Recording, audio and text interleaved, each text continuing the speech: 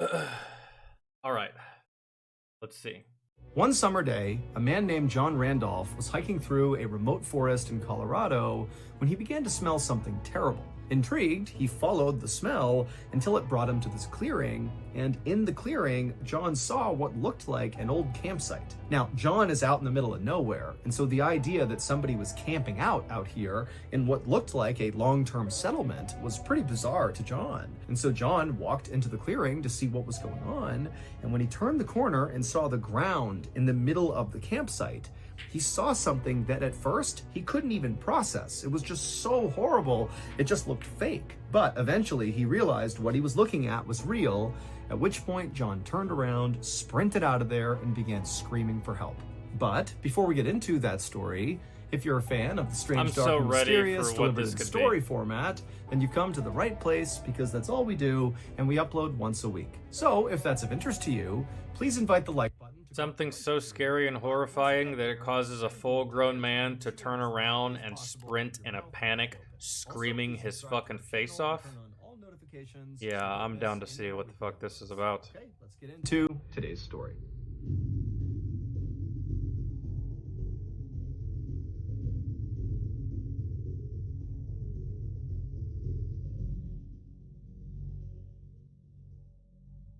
On the freezing cold night of February 8th, 1874, a 65-year-old man named Israel Swan sat around this roaring fire with a big group of men inside of this valley in western Colorado. The men around the fire, including Israel, were all gold prospectors, which meant they traveled the western United States looking for gold. But over the past several weeks, this group of prospectors had been trapped in this valley because of all the terrible winter storms. They had these storms coming in that each time would dump up to 6 feet of snow. But on this particular night, as Israel sat by the fire, enjoying the flames and hearing people tell stories, one of Israel's friends, one of the other gold prospectors, whose name was Alfred Packer, he stood up and basically pitched the whole group as to why they should come with him and leave the valley right now. Basically, Alfred told the group that, the weather is starting to turn a bit, it's not as bad anymore, the snow's starting to melt, and Alfred said, I know a pathway out of here that will take us out of this valley in just 2 weeks, and it'll bring us right to Breckenridge, Colorado, which was an area that was known by prospectors for having lots and lots of gold. And so Alfred's basically telling them, this is a win-win. We can get out of here sooner, and we can get rich. After Alfred made this pitch, he sat back down and everybody just stayed quiet for a second. And Israel, he kind of looked around and watched to see if anybody would take Alfred up on his proposition. Now, Israel knew, unlike him, most of the other prospectors didn't like Alfred. They said he was lazy and difficult. But Israel felt like that was really not the reason they did not like his friend. He believed the reason other people did not like Alfred was because Alfred had epilepsy, which meant he periodically had seizures. And because he had... Hey man, fuck you guys. We can't help it. We're born that way. You ignorant bitches. We didn't choose this life.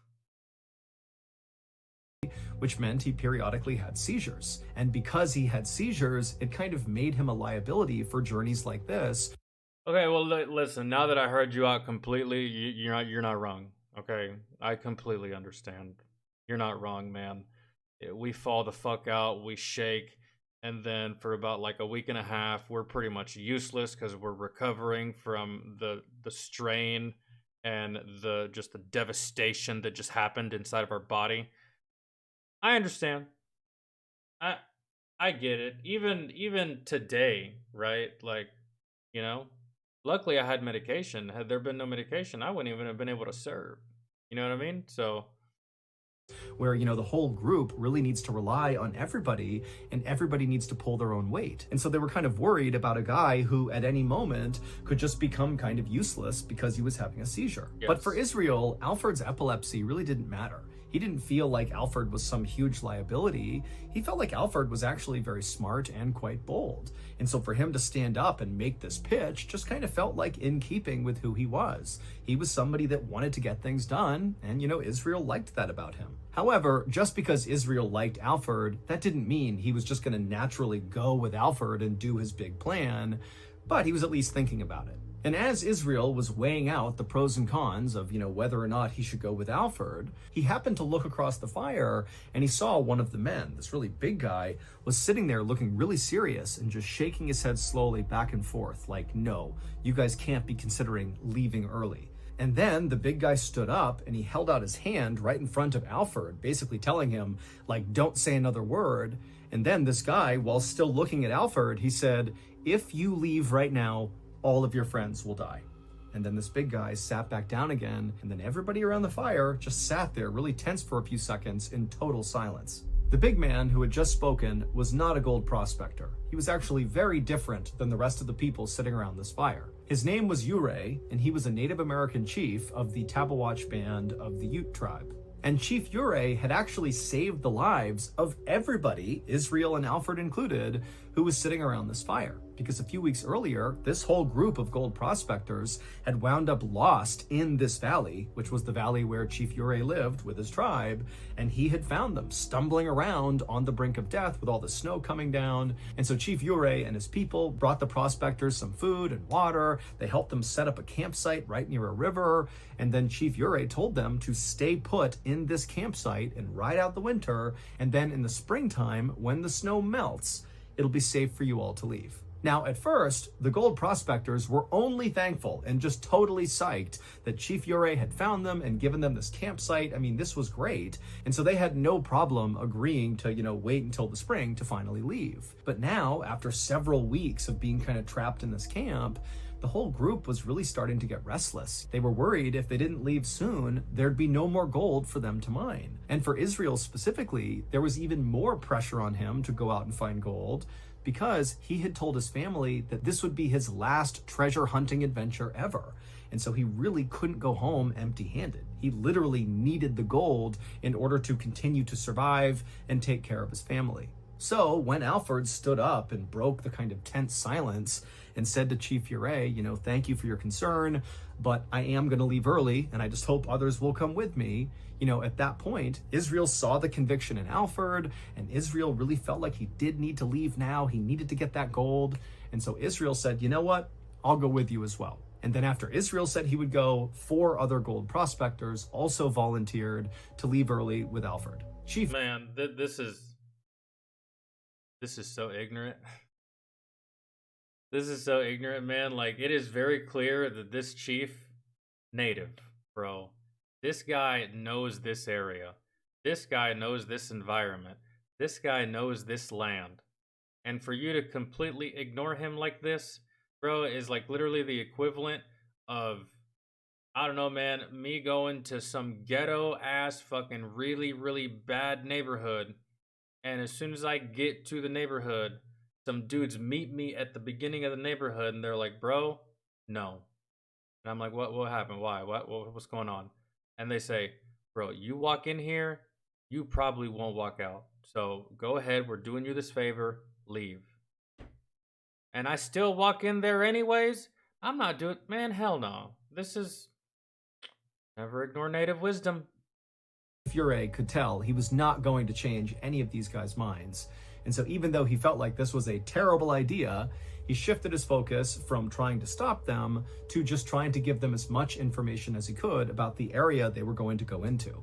And so he called all the volunteers who'd be leaving early over to him, and then Chief Ure drew a map in the dirt on the ground, and he told Alfred and Israel and the other 4 volunteers that you have to follow the river out of here. It'll bring you to this mountain range called the San Juan Mountain Range, and you cannot attempt to go over those mountains. You will not make it. You got to follow that river and go around the mountain range. And then once you do, on the other side, there will be an outpost where you can stop, get supplies, rest, and then continue the rest of the way towards Breckenridge. And then after Chief Ure had explained all this, he made sure to mark an X on his dirt map exactly where the outpost would be. And then Chief Ure just turned around and walked over to his horse and rode away. And then shortly after that, Alfred, Israel, and the rest of the gold prospectors also turned in for the night. Israel, Alfred, and the other 4 volunteers who were going to be going on this journey, they got up early and began packing up their stuff. And as they did, one of the other gold prospectors who had not volunteered to go with them, who would be staying in the valley until the springtime, he actually came forward and said he would help them carry their supplies as far as he could go, using his horse. But at some point he would need to stop, drop off their stuff, and then they would be on their own. And so the men were very thankful about this. And so shortly after eating breakfast, they were all ready to go and they hit the trail. As Israel and the rest of the prospectors began to hike their way up and out of the valley, they began to see off in the distance the huge jagged mountains of the San Juan mountain range, but they were careful to kind of veer closer to the north to stay along that river path because they knew they were not supposed to go up and over the mountains. And as Israel trudged through the snow in a line of men, he held on to a coffee pot, a metal coffee pot that he kept hot coals inside of.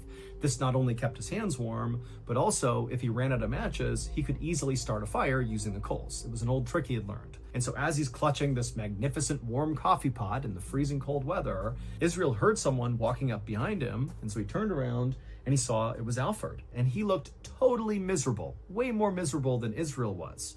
And so, without even thinking about it, Israel just handed off his warm coffee pot to Alfred. And Alfred took it and clutched. Where did they say this was again? Wasn't it Colorado? Yeah, the Colorado mountains? Oh, yeah, y'all miserable as shit, dog. I'd be too. I'd be mad. I'd be irritated. I'd be pissed. If I could feel my knuckles, I'd punch you in the face for making me do this shit. We could have just waited. Yeah, you should feel bad. Crazy. Touched it and was obviously so thankful. Now, none of these gold prospectors had struck it rich. They were all basically poor. But of all these gold prospectors, Alfred really had the least of all of them. And as a result, Israel kind of felt protective of Alfred. And also, Alfred was half the age of Israel. Alfred was 30 years old. And so Israel kind of viewed Alfred as like a lost kid trying to find his way. Alfred had also confided in Israel that when the Civil War broke out in the United States, Alfred had attempted to join the Union Army on 2 different occasions because he wanted to fight the slave-holding Confederate Army. But in both cases, they kicked Alfred out for his epilepsy. But that had not stopped Alfred from tattooing on his arm his battalion information and his name. And unfortunately, because Alfred could not read or write, he misspelled his name when he gave it to the tattoo artist. And so when he got the tattoo, it did not say Alfred for his first name. It said Alfred, A-L-F-E-R-D. And from that point on, that was his name. Nobody called him Alfred, they called him Alfred. And so this was kind of embarrassing for him. And then after getting rejected from the military, Alfred had kind of bounced around from one job to the next. Alfred. It is different, but it almost just kind of really seems the same to me. Alfred. Alfred is like how a fucking hillbilly would say it. Alfred, where you at? Alfred, I've been looking for you everywhere. Really putting his roots down and never starting a family. And so again, Israel just felt like this was a guy who needed some help. And so after Alfred very happily accepted that coffee pot, yes, all of us with epilepsy definitely need help, from Israel, he in turn reached into his jacket and pulled out a flask with some alcohol in it, and he handed it to Israel, almost like a thank you for giving me this warm coffee pot. And then the 2 friends walked side by side for a while, passing back and forth the flask and the coffee pot. And then by late afternoon that day, when the snow was really starting to come down, the prospector who had volunteered to use his horse to help move some of their supplies, he had finally reached a point where he said, my horse can't go any farther, the weather's too bad. And so he dropped all their supplies and then he turned and headed back down the trail. And very likely, as these men watched him disappear down the trail, they all had the same thought. I just gotta suck it up for 2 weeks to get through this treacherous journey, and I will get to Breckenridge, and I will become rich. God, these guys are some real fucking troopers, bro. I'll tell you that. A 2-week trek on foot for the possibility, not even a guarantee. It's never a guarantee that you're gonna strike gold, but for the possibility, like, man, fucking troopers, dude.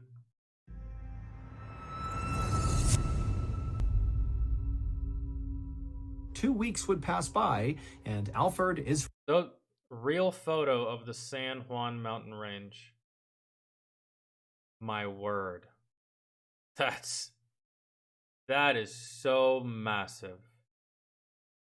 and treacherous. Jesus. Israel and the other 4 prospectors did not show up at that outpost that Chief Uray had pointed out, which was on the other side of the San Juan Mountains. That was going to be their first official stop before they continued the rest of the way to Breckenridge. And then another 2 weeks went by, and still they did not show up at the outpost, and they didn't show up at any of the other camps in the surrounding areas. Now, Alfred's big plan for this group was really dependent on the weather holding up. When they left, it was true that the weather was improving, it was snowing less, but within a couple of days of this group setting off on the trip, those winter storms came back with a vengeance and just dumped snow all over the valley and all across the trail this group would have been on in their attempt to leave. But the only people who knew that these men had embarked on this perilous journey was the men themselves, and then also Chief Uray and the other gold prospectors who had decided to stay in the valley until spring. But even if Chief Uray... The smart ones. Okay, so there were a couple that stayed behind that were like, you know what? I'm gonna listen to Father Time over here because I feel like he knows a lot more. And you know, I am broke, but I'd rather be broken alive than fucking dead. So that's good. And those other prospectors knew that Alfred, Israel, and the others were in trouble, they would have no way of helping them or getting to them or even communicating to the outside world. They were completely stuck in the valley and basically couldn't do anything. And so in short, it appeared that Alfred, Israel, and the other 4 men were totally lost somewhere out in the wild, but nobody knew. But that would all change on April 16th, 1874, roughly 2 months after Israel, Alfred, and the others had begun what was supposed to be a 2-week-long journey. That morning, a group of officials who manned the outpost that Israel and Alfred and the others were supposed to go to, they were having breakfast in one of the outpost's little log cabins. And as they're eating and talking to each other, suddenly from behind them, the door to the cabin flies open, and these officials, they turn around and they see standing in the doorway is this totally disheveled looking guy with long hair that's sticking up in the air and a huge bushy beard. And in one hand, he's got a rifle, and in the other hand, he's got a metal coffee pot. And his eyes were darting like crazy side to side, and he was clearly in shock, and he was trying to speak, but he just couldn't. This man was Alfred. And it was obvious to the officials that this man is in dire need of help. And so without even asking him any questions, they whisked him inside, shut the door, got him some food, got him some water, and immediately Alfred's wolfing down the food as fast as he can until he began vomiting, at which point he apologized profusely and said, I've been starving out in the wild for weeks, and, it must have done something to my intestinal tract, it's probably damaged. But frankly, the officials did not care about the fact that he threw up all over the ground. No, really, what it is your stomach had shrank so fucking much because of lack of food, and then you just shoved so much food in there at once, and your stomach couldn't expand probably as fast as you were shoving food in, and it just rejected the food. I don't really think it had anything. I think that's what it is, really, why he threw up like that. It's almost like when you're really, really thirsty and you just drink way too much water, like you just overdo it, and like you get that like throw up feeling, like, oh nope, like, and you can feel like the water just like sloshing around in your stomach. But hold on, let me go back. The wild for weeks, and it must have done something to my intestinal tract. It's probably maybe you caught an infection or something, but I would say that what I said maybe tracks a little bit. Who knows? I could be wrong. Probably damaged, but frankly, the officials did not care about the fact that he threw up all over the ground. They were worried this guy was going to die right then and there. And so the officials helped Alfred get cleaned up and put in warm clothes. And then Alfred asked them, do you have any whiskey? I want to kind of warm my body up. And they said, no problem. They handed him some whiskey. And so Alfred threw a couple of shots back. And then after that, it was pretty obvious that Alfred had kind of relaxed a little bit. And then at that point, one of the officials asked Alfred, what happened to you? As soon as Alfred was asked this question, he shut his eyes and kind of grimaced, like even the thought of what had happened to him was just too painful to think about. But after a moment of silence, Alfred, with his eyes still closed, told the officials that he had been with 5 men and they were trying to hike their way out of the valley to get to Breckenridge, Colorado to look for gold. But as they were hiking this trail, this huge storm came in and made it really hard to navigate the trail they were on. And so the group decided they would actually cut through the San Juan mountain range. The thing Chief Ure said, don't do that, do not go over the mountains. They decided to do that. But as they were traversing these treacherous mountains, it was clear that Alfred was just not keeping up with the group. And so unfortunately, they made the decision to leave Alfred behind to die. And he knew he was being abandoned to die. And so he had to watch as his 5 friends, disappeared into the snow. But amazingly, Alfred did not die. Instead, that's some cutthroat ass shit. But I mean, hey, dude, this really is a survival of the fittest type situation. Like, yeah, y'all are in a group, but when it comes to one's own body and one's own ability to persevere through these harsh conditions, that's up to the individual and not the team. So yeah, survival of the fittest in this situation kind of fucking sucks, but he would spend the next nearly 2 months stumbling through the snowy forest, having... Umbreon, have a fantastic evening, man. Thank you so much for hanging out with us. Hopefully we'll see you again tomorrow. And Levi, what's up? Instead, he would spend the next nearly 2 months stumbling through the snowy forest, having no idea where he was going, eating roots and flowers and looking for shelter any chance he got. But the thing that really allowed him to survive out in the wild was when he was abandoned by the 5 others, he was in possession of that coffee pot that had the coals inside of it. And so at night, he was able to start fires. And then also at one point, he was so hungry that he cooked his leather shoes in the fire and ate them because, again, this guy is starving. And so really, he was on the brink of death when he randomly stumbled into this outpost and found this cabin. After Alfred finished telling his story, the officials were just totally shocked and silent. And Alfred eventually would ask them a question. He would say, "Have any of my men come through here? Did anybody else survive?"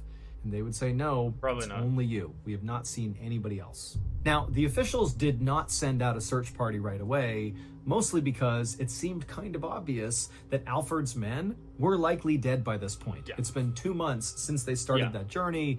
The chances are just not. And that outpost was their destination, and the fact that they abandoned Alfred and he still made it there before them, they gone. Good that they have survived. But even if these other men were not dead yet, the officials had no idea where to begin their search. They knew that if... No, bro, they're dead. Alfred got lucky.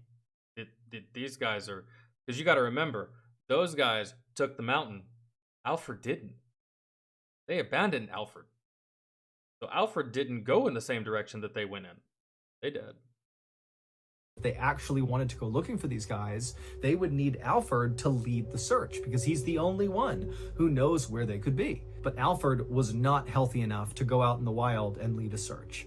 And so for several weeks, Alfred just stayed in the outpost, resting and recovering. And then finally, when he was healthy enough, he would go out and lead a search party to go find the missing men. But unfortunately, he couldn't find anything. And so it wasn't until that summer, when all the snow had finally melted, that the mystery was finally solved about what happened to those other men. On August 20th, 1874, a traveling artist named John Randolph was hiking through a forest in western Colorado, roughly in the area. Hold on, let me go back.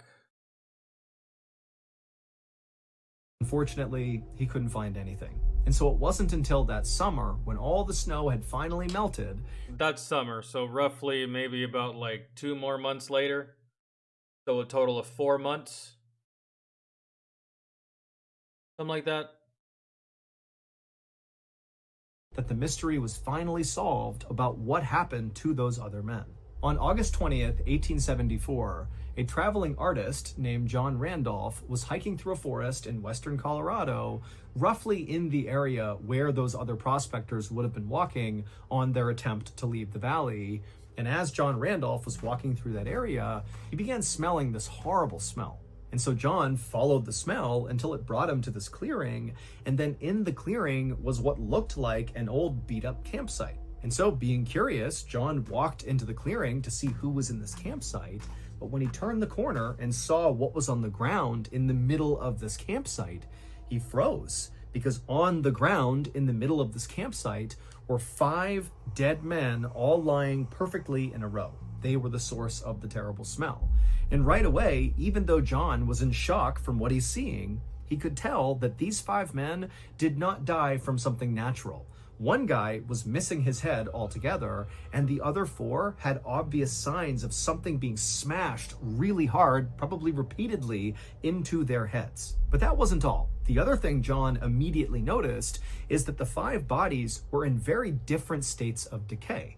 2 of the bodies were basically skeletons, but the other 3 were not. They were basically intact. Their chests had been cut and flayed open, but they all looked like they had died somewhat recently. In fact, one of the men looked so lively that it seemed like he was just sleeping, despite the gaping wound in his chest and his head that clearly indicated he was dead. Now, John wanted to turn and run away, but he had this morbid curiosity. He wanted to know what he was even looking at. What happened to these guys? And so, kind of against his better judgment, he walked a little bit closer to the bodies, and when he got close enough, he noticed something else that was totally off about the scene. When he was looking down at these men, he could tell that the wounds they had sustained, especially in their chest, looked surgical, like whoever had wounded them, whoever had cut them, had done so with an incredible amount of precision. This was not random hacks that got these guys killed. This was like a butcher carving up meat. And then John happened to look up from Cannibalism. That's gotta be it. Cannibalism. Someone's missing a head. The other 2 are skeletons, probably because they got fucking eaten. The other 2 aren't skeletons, but they're cut open, meaning that one of these dudes, it couldn't have been the guy that's decapitated. He's probably the first one to go. And then multiple repeated, like, you're trying to kill these motherfuckers so you can eat them. You're lost in the fucking Colorado mountain wilderness. Jesus. these 5 bodies, and he noticed just a little ways away was the remains of a burned out fire pit, and then there was a trail that kind of led. Hold on. Nah, dude. How long would it... Let's just say that you did get an infection or something, or some kind of virus, or like... Because cannibalism's not normal, bro. You're not supposed to... You're not supposed to eat that. Right? So I don't know what that does to the human body if you eat that for way too long. And if you can die from that kind of diet and only that kind of diet, I don't know what that does to you long term, but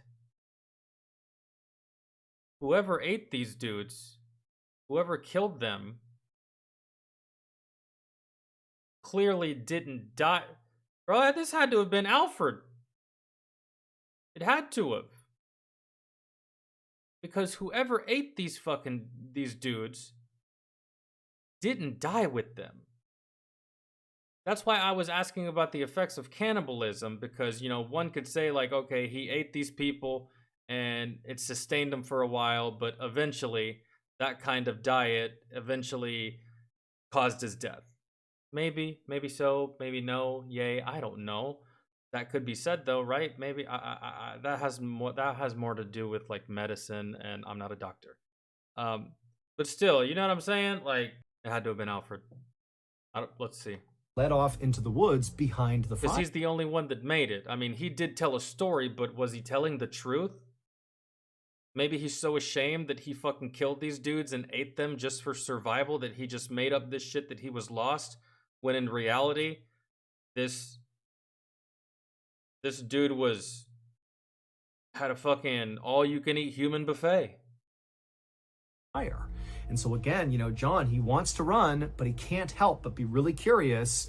And so he walked past the bodies, he went to the fire pit, and he followed that trail kind of back into the woods, and he found this ramshackle shelter kind of tucked away in the woods that was abandoned. No one was in there, but it had all the signs of someone living here for a pretty long period of time. And then suddenly, it was like all these pieces came together, and John realized what he had just stumbled on.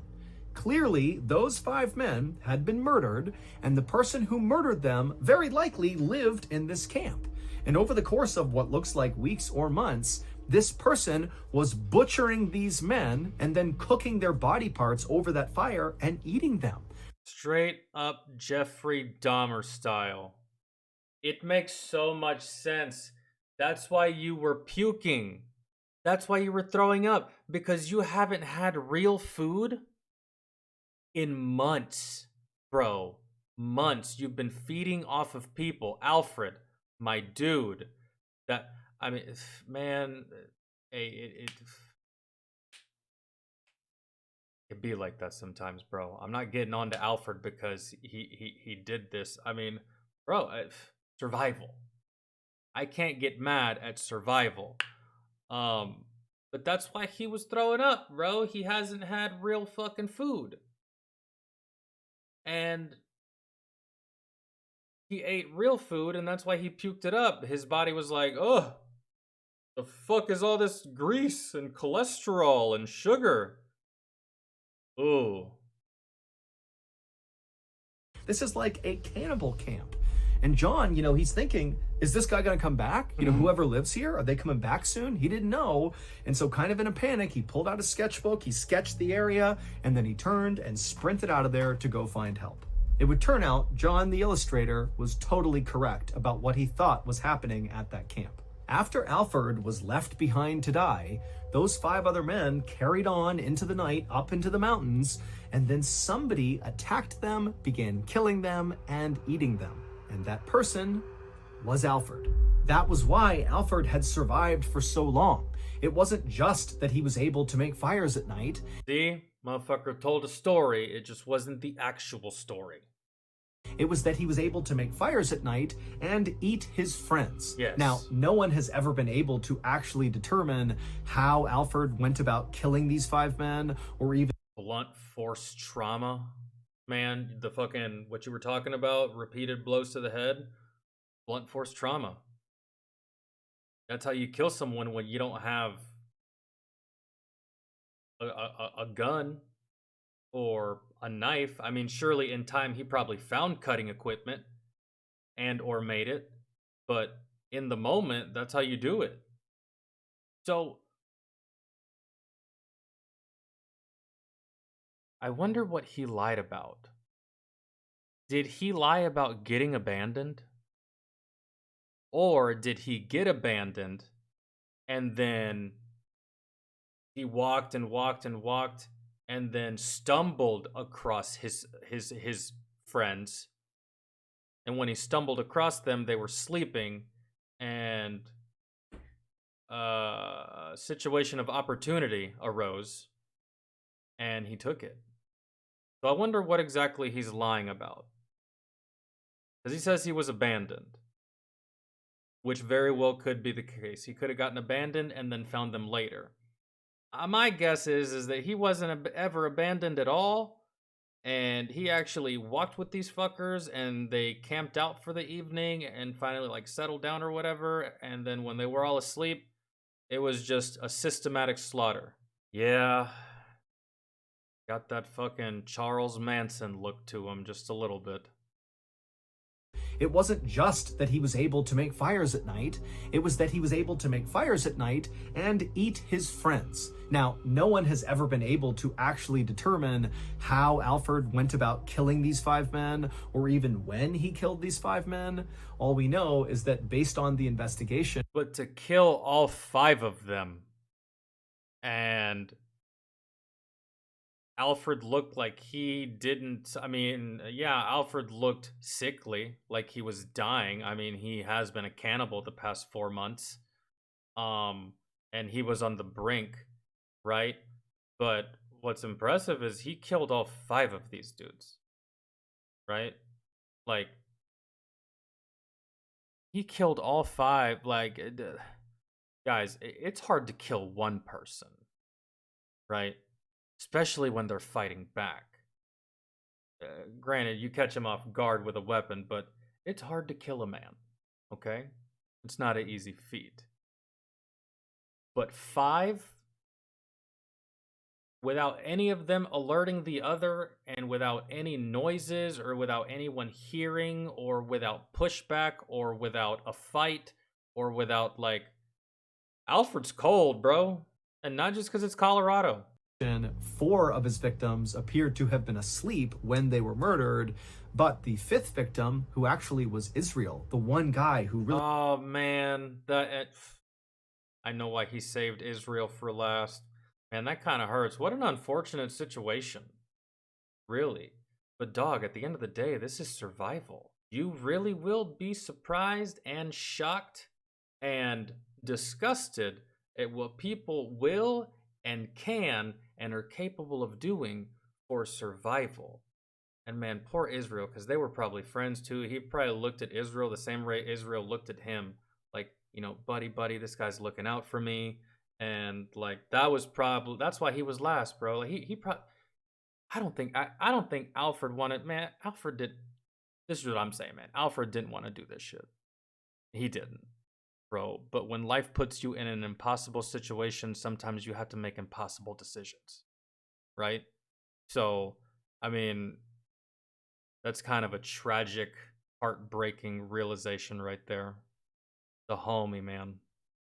The guy that was watching out for you, the guy that, you know, damn. Really liked Alfred and looked out for him and was kind of like a father figure to him. He was the only one who showed signs of a big struggle before he was murdered. While Alfred denied killing all 5 of the men, he said that he basically only killed one of them and it was self-defense, and somebody else killed the other 4. You know, it was kind of confusing. Someone else killed the other 4.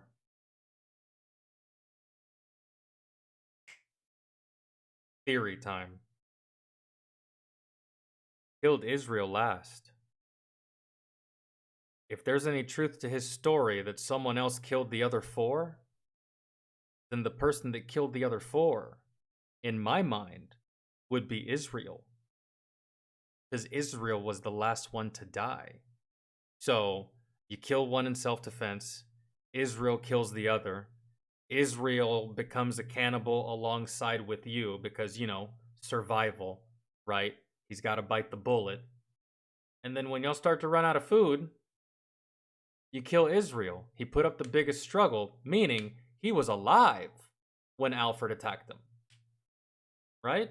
So, what do you guys think? Good theory? Bad theory? Yay? Nay?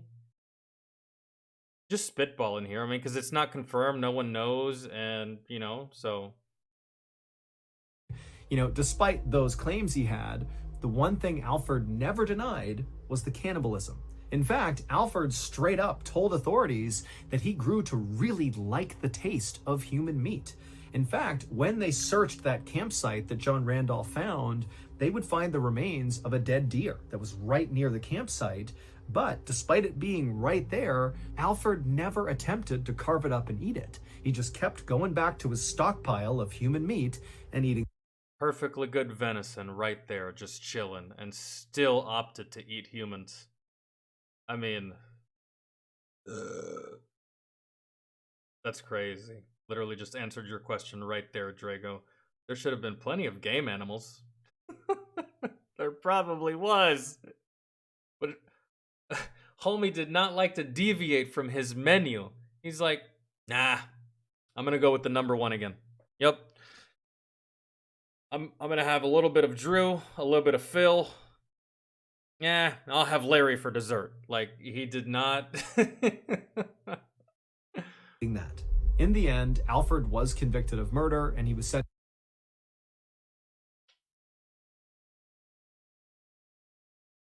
What? Oh man, that's a tough one. That is a tough one. you still get convicted of murder.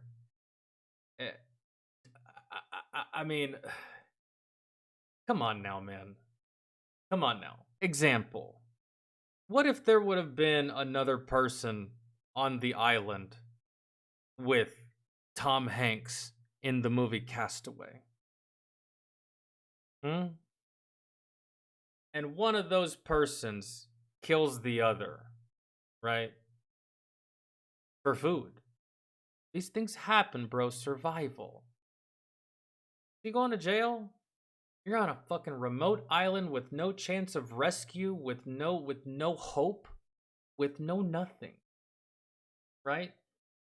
So equate that to this. You're in the fucking wilderness, no map, no compass, no GPS. This is the fucking 1800s. No one knows where you are. No one even knows that you left. No one even knows when you're supposed to be arriving. So it's you and the face of death. And like, oh no, man. And I mean, dude, if it wasn't Alfred, it would have been one of these other guys that would have been killing these fuckers and eating them because again, at the end of the day, bro, survival. Maybe I'm in the minority when it comes to this, when it comes to all this and like what I think, or maybe I'm in the majority. Charged with murder for just surviving. Man, that's kind of don't you think, you know? Not everybody gets a fair hand, but I mean, to also punish the motherfucker because of his bad hand and not because of the way that he played it. Motherfucker, if I didn't do this, I would have died. So, damned if you do, damned if you don't kind of deal. That's fucking that's shitty. But maybe they looked at it like this. Hey, we understand, but you literally just admitted that you love cannibalism. You literally just admitted that you love eating this kind of food. You literally just admitted that you were infatuated and have a ferocious love for human flesh. We kind of got to lock you up, buddy. Like, if it would have just been for. Had you not said that, I mean, maybe we would have, like, thrown you 10, right? Or maybe some very strict probation. But you literally just admitted to being kind of fucking kooky. We can't let you be around other people, because where else are you going to get your food? Burger King doesn't serve that shit, right? The local supermarket doesn't serve that shit. Where are you going to get it? Exactly. We got to put you away. So maybe that was their whole reasoning. But hey, don't go blaming the epilepsy for his actions, because I'm epileptic and it's never occurred to me to eat a person unless it's